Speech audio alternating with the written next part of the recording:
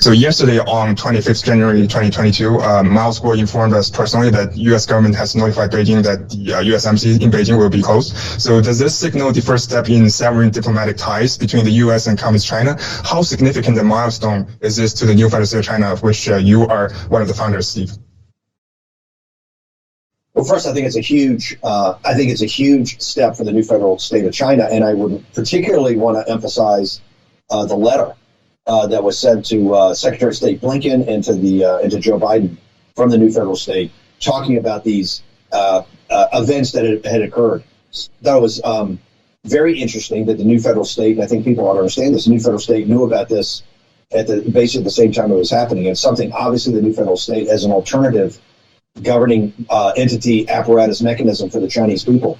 It's just a huge monumental step for them. The letter said, hey, this is a good first step, and it may be tied to the COVID or to the Wuhan lab virus, but we need more, right? We support what you're doing, but we want you to really start to break off diplomatic relationships and make it the first step of this transnational criminal organization. We'll have to see how it's played. After the letter went to Secretary of State, to the President's been positioned here that this is about the COVID situation and the CCP not being forthcoming. I think it's very important. I think it's particularly important for the whistleblower movement for the new federal state. Immediately after the new federal state sent the letter and Miles went out and said this, we then had the White House kind of confirming it, but they were making it such that, hey, we're giving people the option to leave. The implication being that the severity of whatever mutation they have of the Wuhan lab, the CCP virus.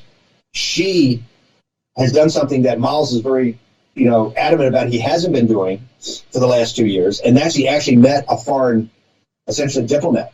And remember, he met somebody from the Olympics to say, hey, we want to make sure and to show the whole world that we're going to be super safe and it's all about the athletes. I think the continual pressure from the new federal state, the whistleblower movement, G-News, GTV, on the absurdity of having these Olympic Games for a whole host of reasons has got to continue. And I think we got to do more and better job of what we're trying to do here at War Room and with the people in the United States. But no, it's a monumental day.